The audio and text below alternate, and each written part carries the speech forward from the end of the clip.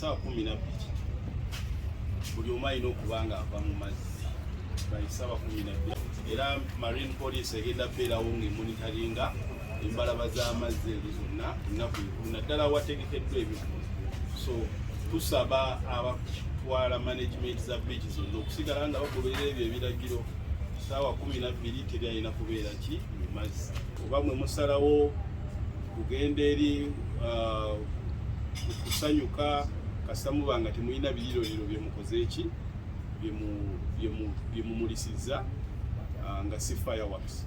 So ate abagenda okuba nti bebakuma fireworks bawandise dda bawandikidde dda Inspector General Police nti baagala kukola ki kuteekako fireworks. Bano abakuma ebipiira tubavumirira era kimenya mateeka omuntu okukwata ekipiira n'akiteeka mu kkubo n'akikuma. Waliwo amateeka agaliwo ag'okuba nti nno ogadde ekkubo kye tuyita obstruction of traffic ky'okukwatira mu tteeka lya traffic tusobola n'okukwata mu tteeka ery'okwonoona eby'oku nguudo.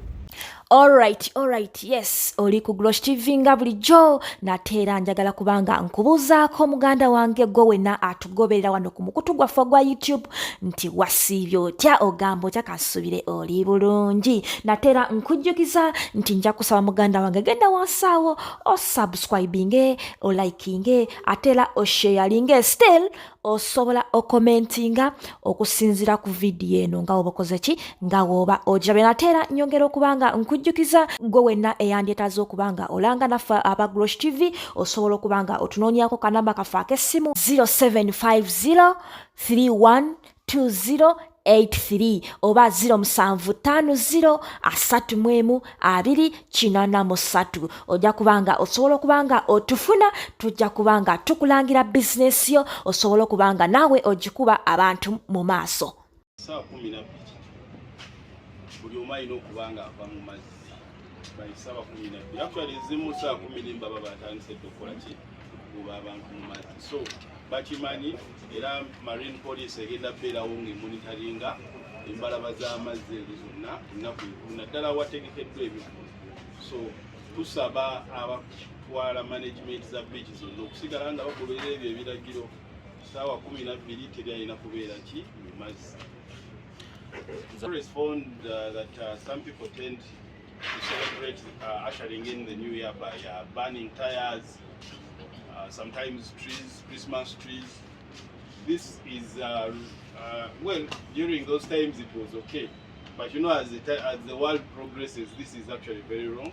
It is not only very bad for the environment, but also very bad for the roads, because these tires are put in the middle of the road, which are laid with asphalt, burnt, and this fire also does something that also deteriorates the lifespan of these roads. So it is not very good to burn these tires on the road, because in the long run this road will become dilapidated very fast.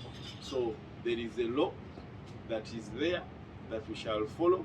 If anyone is found blocking roads because they are setting up fires, they shall be investigated for obstructing traffic.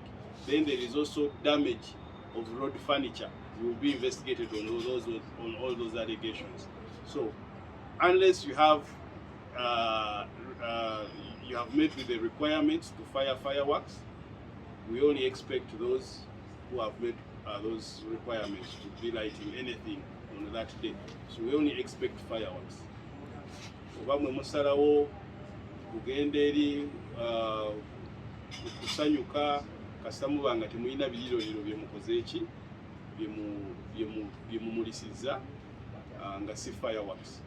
So ate abagenda okuba nti bebakuma fireworks bawandise dda bawandikidde dda Inspector General Police nti baagala kukola ki kuteekako fireworks. Bano abakuma ebipiira tubavumirira era kimenya mateeka omuntu okukwata ekipiira n'akiteeka mu kkubo n'akikuma. Waliwo amateeka agaliwo ag'okuba nti nno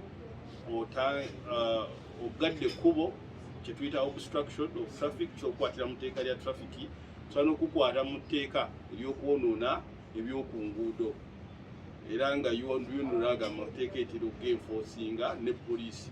So tusaba abantu obutabeera mu mbeera yonna yakukwata kintu oba muti oba kipiira kikubira mu kkubo oba oyonoona oluguudo olwo luba lwakumala myaka 10 luba lujja mala myaka 8 ku 7 kuba ogwo omuliro gulina engeri gye gureactinga ne asphalt oba chorus lwe baba bayiye ku kkubo netandika okunafuwa olw'omuliro gw'okumyeko.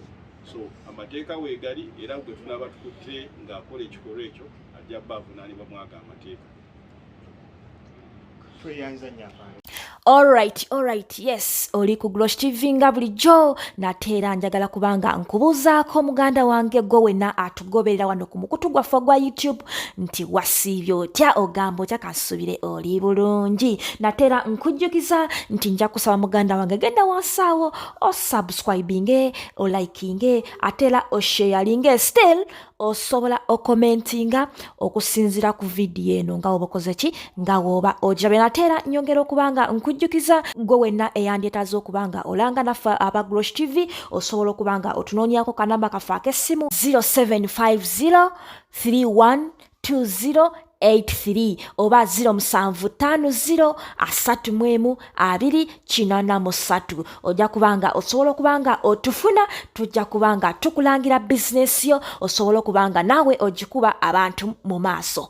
Bulungi ffe tubeera ba byakwerinda era nga bwe twakola omwaka oguwedde ku kivulu kyekimu era bwe tugenda okukola omwaka guno ebivulu bingi ebiba bigenda mu maaso naye kino tukimanyi kyo kibeerawo buli mwaka era tuli beetegefu kuba nti era tubawa ebyokwerinda nga bwe twaba omwaka oguwedde. Twafuna misango mingi omwaka guwedde egy'amaanyi kujjako bano simanya nsika busawo simu abo tebabula era naluno tuli beetegefu kuba nti tuwa obukuumi obw'enjawulo nga bujja bba buweebwa poliisi UPDF n'ab'ebyokwerinda abalala ku bifo ebiyingira oba eggeeti zinaabazikiriza abantu okuyingira. Tujja teekawo obuuma bwaffe nga buli managed by police era nga bakebera buli akola ki buli ayingira. Tusaba buli agenda okuba nti najja mu kivulu kino tajja na kintu kyetuyinza okulaba ng'ekyobulabe eri omuntu yenna bw'agenda osanga mu kifo kino era bwe tunalowooza nti kyabulabe kijja bba kikugibwako. Waliwo biri bye tulaba nga byabulabe ennyo ng'ate tetumanyi wakifunye awo tujja bba tubakwata nga tubanoonyerezaako. So tusaba oba ng'olina ekintu kyonna ekyobulabe kireke ewaka ejjonyumirwe bulungi. Abo abagenda okujja n'abaana tubasaba okubeera n'abaana baabwe essaawa yonna. Owozze n'omwana ekivulu kitandika misana waliwo essaawa z'omanyi nti nosobola okuba nti okola ki ovaawo omwana n'omuzza awaka.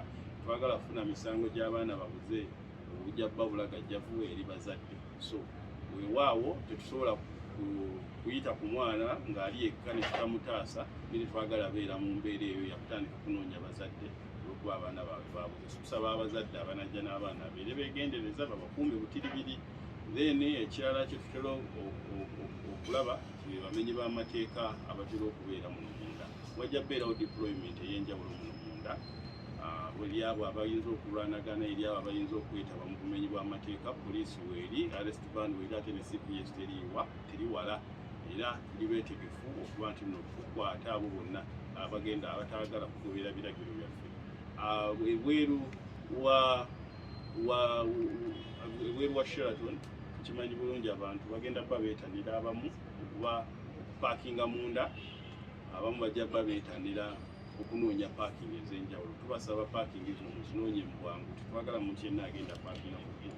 Oyo yenna anaapaakinga ku kkubo emmotoka ejja bba eggibwawo ng'etwalibwa ku poliisi ate ojja bba osasula engassi okugiggyayo. So tubasaba munoonye paakingi eza street. Of course eyo ogipaakingawo ng'omanyi olina okugyekuumira ng'omuntu. Then munoonye ziri designated nazo weeziri. Ndowooza abategesi basobola okukwatagana ne opposite wali ndaba waliwo paakingi eriwo abantu ne basobola okuba nga bapaakinga okubeera batera okukola ki okugikozesa. So tubasaba nti mugobere ebiragiro bya traffic abagenda okukozesa amamotoka, mugobere ebiragiro by'abapoliisi bye bagenda okubawa nga muyingira ekifo kino nga muli mu kifo kino. Wano awagenda okubeera amasanyu tujja kukwatagana n'abategesi okumanagingawo.